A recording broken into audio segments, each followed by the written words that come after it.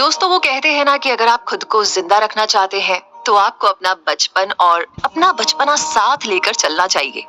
और ये जो बचपन होता है ना, उसे देखकर आप अंदाजा लगा सकते हैं कि ये बच्चा आगे चलकर क्या बन सकता है, कितने आगे तक पहुंच सकता है।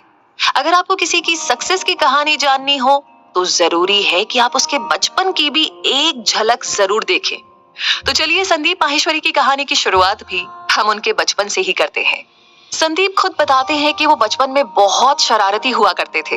उनके एक लाइव सेशन के दौरान उनके पेरेंट्स ने भी इस बात की गवाही दी कि संदीप माहेश्वरी का बचपन शरारतों से भरा हुआ था। बिल्कुल दूसरे नॉर्मल बच्चों की तरह वो भी अपनी छोटी बहन से झगड़ा किया करते थे और उनकी इन सारी हरकतों पर डांट भी पड़ती थी। ना सिर्फ शरारती, बल्कि संदीप माहेश्वरी अपने चाइल्डहुड में थोड़े लड़ाकू भी थे। वो खुद कहते हैं कि अक्सर उनकी दूसरों से बहस और मारपीट हो जाया करती थी। अगर किसी ने उन्हें तंग किया है या किसी ने कुछ ऐसा कह दिया है जो उन्हें बिल्कुल पसंद नहीं, तो ऐसी सिचुएशन में वो उलझने से भी बाज नहीं आते थे। हम ये कह सकते हैं कि संदीप माहेश्वरी को पंगा लेने में बड़ा मजा आता था। लेकिन इसके बिल्कुल ऑपोजिट, स्कूल में उनकी इमेज उनकी बाहरी इमेज से थोड़ी हटकर थी। स्कूल में संदीप माहेश्वरी को उनके क्लासमेट्स और उनके टीचर एक रिजर्व्ड पर्सन की तरह जानते थे। इस बात को कबूल कर पाना कि आज जो इंसान मोटिवेशनल स्पीकर और पब्लिक स्पीकर की तरह लाखों लोगों के सामने बोलने की और कुछ इस तरह से बोलने की काबिलियत रखता है कि सभी उनकी बातों के कायल हो जाते हैं, क्या वो शर्मीले भी रहे होंगे? पर यही तो बचपन होता है ना। ना सिर्फ संदीप माहेश्वरी, बल्कि बहुत से सक्सेसफुल लोगों की कहानी में ये देखा गया है कि वो पहले बहुत शर्मीले और शांत हुआ करते थे। तो शायद संदीप के स्कूल का माहौल ही कुछ ऐसा था जिसने उन्हें बिल्कुल शांत बना दिया था। तो अगर दोस्तों की बात की जाए तो संदीप माहेश्वरी आज अपने लाइव सेशंस और यूट्यूब वीडियोस के जरिए दोस्ती का सही मतलब बताते हैं। स्कूल टाइम में उनका सिर्फ और सिर्फ एक ही दोस्त था। इन दोनों की दोस्ती बहुत गहरी थी, इतनी गहरी कि अगर उनका दोस्त किसी दिन स्कूल नहीं आता था या वो किसी और से बात करने लगता तो संदीप माहेश्वरी को बड़ी इनसिक्योरिटी फील होती थी।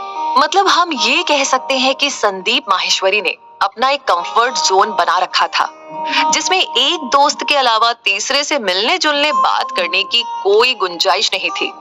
आज जिनकी मोटिवेशनल स्पीचेस पर बहुत सारे लोग डिपेंडेंट रहते हैं, मूड खराब हो तो संदीप की वीडियो देख लीजिए। बार बार कोई सवाल मन में उठ रहा है तो उसका जवाब भी संदीप माहेश्वरी की वीडियोस में आपको मिल ही जाता है। तो संदीप माहेश्वरी अपने सिर्फ उस दोस्त पर बहुत ज्यादा डिपेंडेंट थे। वो बताते हैं कि अगर किसी दिन उनका वो दोस्त स्कूल नहीं आता तो वो स्कूल के पीछे जाकर अकेले लंच करते हैं, क्योंकि ना तो दूसरे ग्रुप के लोग उन्हें अपने साथ शामिल करते और ना ही वो शामिल होना चाहते थे। तो हम उनकी जिस स्कूल लाइफ की बात कर रहे हैं, संदीप की 10th तक की पढ़ाई उसी स्कूल में हुई थी। उनकी स्कूल लाइफ में बहुत अकेलापन था, एक थकान सी थी, जिस थकान का बोझ उठाकर बिल्कुल शांति से वो धीरे धीरे आगे बढ़ रहे थे। तो भले ही संदीप माहेश्वरी आज अकेलेपन से बाहर निकलने, अपनी एनर्जी लेवल को लगातार बनाए रखने की बात करते हैं, लेकिन उनका बचपन बहुत शांत था। अब इसका अंदाजा हम कुछ इस तरीके से लगा सकते हैं कि बचपन की उस शांति और एकांत ने शायद उन्हें अपनी जिंदगी की प्लानिंग करने का समय दिया होगा। तभी तो 12th पास करते ही उन्होंने अलग अलग एरियाज में, अलग अलग फील्ड में अपना हाथ आजमाना शुरू कर दिया था। अक्सर जब कोई अपने बचपन की और अपने बीते हुए वक्त की कहानी सुनाता है तो हम में से ज्यादातर लोग खुद को हीरो साबित करना चाहते हैं। और संदीप माहेश्वरी के बारे में, जैसा कि हमने पहले भी कहा है, वो खुद का मजाक बनाकर अपने आप पर हंसने से भी परहेज नहीं करते। और ऐसा ही एक किस्सा बताते हुए वो कहते हैं कि झगड़ा करने में तो वो बहुत ही माहिर थे और जब भी बाहर उनके झगड़े होते वो मारते कम और मार ज्यादा खाते थे। दूसरों की पिटाई कम, लेकिन खुद पिटकर ही घर वापस आते थे। लेकिन अकेले होने के बावजूद भी सामने खड़े 4, 5 या 10 लोगों की भीड़ से भी भिड़ने में उन्हें सोचना नहीं पड़ता था।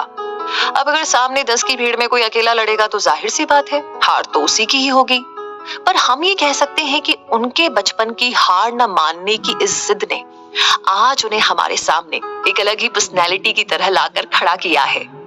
इसी तरह से चलते चलते उन्होंने अपनी 10th की पढ़ाई एक ही स्कूल में पूरी कर ली थी, पर वो समझ चुके थे कि इस स्कूल में जैसी उनकी इमेज है, जैसा इस स्कूल का माहौल है, उसके हिसाब से अगर वो लगातार यहीं पर बने रहे तो उनकी जिंदगी उन्हें आगे बढ़ने और कुछ नया करने का मौका नहीं देगी।